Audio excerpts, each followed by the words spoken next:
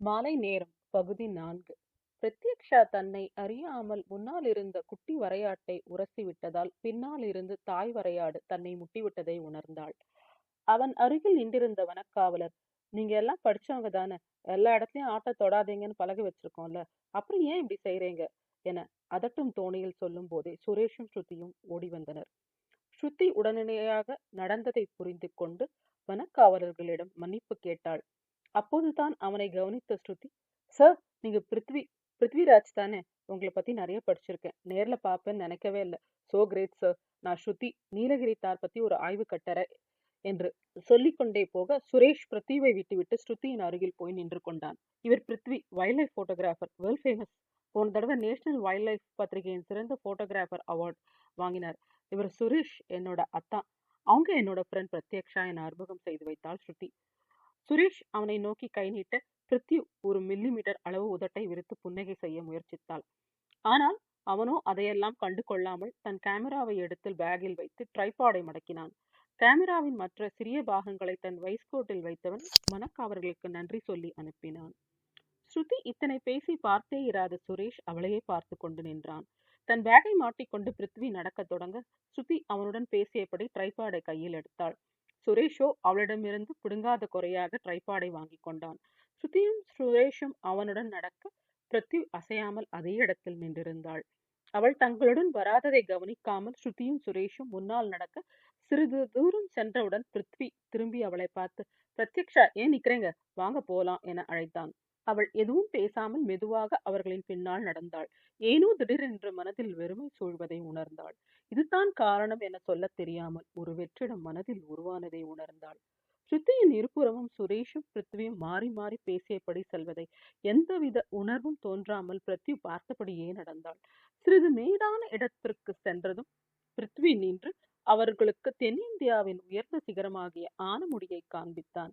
அவர்கள் பேசியபடி அங்கேயே நிற்க எதுவும் தோன்றாமல் அந்த சிகரத்தை பார்த்துவிட்டு முன்னே நடக்கத் தொடங்கினாள் பிரத்யக்ஷா.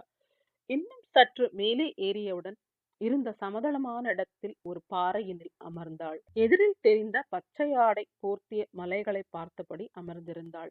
மேலே தெரிந்த செங்குத்தான மலைகளின் பசுமை மெல்ல அவளின் மனநிலையை இயல்பு நிலைமைக்கு மாற்றத் தொடங்கியது. சிறிது நேரத்தில் மேலேறி வந்தவர்கள் அந்த பாறை தளத்திலேயே அமர்ந்தனர். பிருத்வி அங்கே இருந்த மஞ்சள் படிந்த நீல குறிஞ்சி செடிகளை காண்பித்தான். 12 ஆண்டுகளுக்கு ஒரு முறை பூக்கும் அந்த செடிகள் பார்ப்பதற்கு மற்ற செடிகளைப் போலவே இருந்தது. அபூர்வமானவை யாவும் அழகாக இருக்க வேண்டிய அவசியமில்லை என நினைத்தாள். எங்கும் பச்சை பசேல் என்று இருக்க இளநீல வானமும் கருநீல மலைகளும் சில்லென்று வீசும் காற்றும் அமைதியான அந்த இடமும் அனைவரையும் ரசிக்க வைத்தது. சுரேஷ் இயல்பாக பிருத்வியிடம், ஸ்ருதி நல்லா பாடுவா, இந்த அமைதியான சூழ்நிலைக்கு ஒரு பாட்டு கேட்டா நல்லா இருக்கும் என்றான்.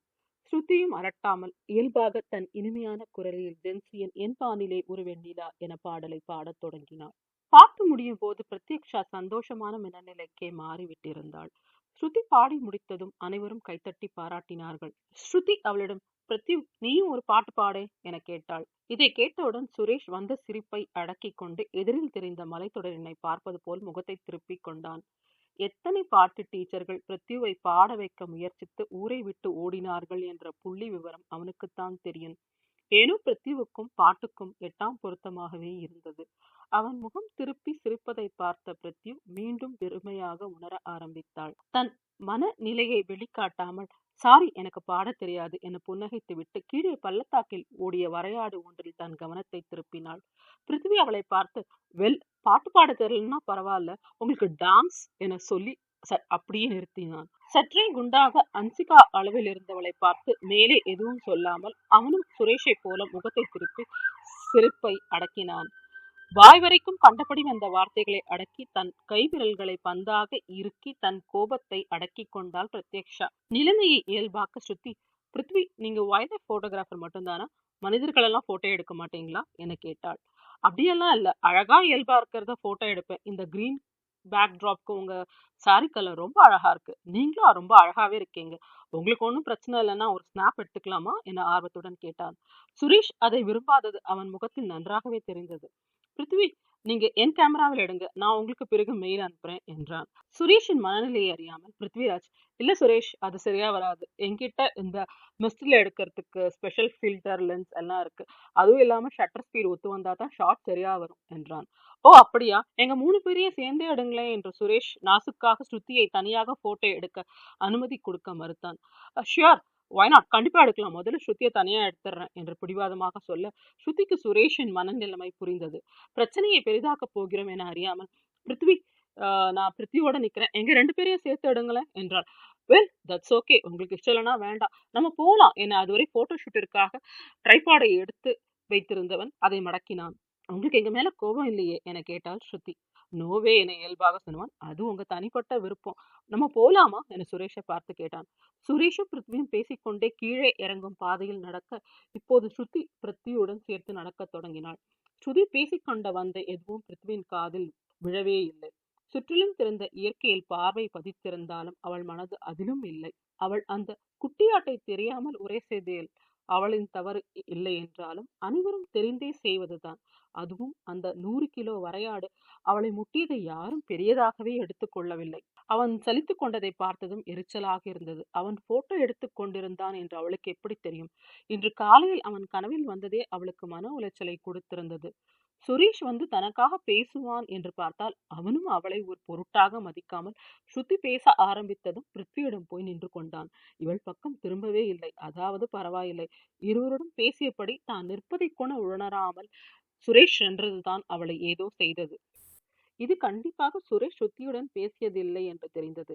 அவர்கள் தனியாக மனம் விட்டு பேச வேண்டும் என்று தான் மூணார் டூர் வந்ததே. அரை மணி நேரம் அவர்களுக்கு தனிமை கொடுக்க நினைத்து ஒதுங்கி நின்றதும் அதற்காகத்தான். பின்பு எதனால் இந்த வெறுமை என்று உணர முடியாமல் தவித்தாள் பிரத்யக்ஷா. பிருத்வி அவளை பார்த்து டான்ஸ் என்று சொல்லத் தொடங்கி சிரித்ததும், பின்பு ஸ்ருதியுடன் தன்னை போட்டோ எடுக்க மறுத்ததும் ஒருவித ஏமாற்றத்தையே கொடுத்தது. ஸ்ருதி போல பிருத்வி அழகில்லை என்றாலும் அவளும் ஒரு விதத்தில் அழகுதான். இப்போது சற்றே சதைப்பிடிப்புடன் இருப்பதால் உடல் அமைப்பு மாறுபட்டிருந்தது. சுரேஷும் பிருத்வியும் மாறி மாறி ஸ்ருதியுடன் பேசுவது ஏனோ அவளுக்கு உள்ளுக்குள் எரிச்சலை கிளப்பியது. கீழே வந்ததும் பிருத்வியிடம் விடைபெற்று வனயிலாக்கா வண்டியில் கீழே வந்தனர். மௌனமாகவே வந்த பிருத்யு தங்கள் அறைக்கு வந்ததும் தலை வலிக்கிறது என சொல்லிவிட்டு படுத்து விட்டாள்.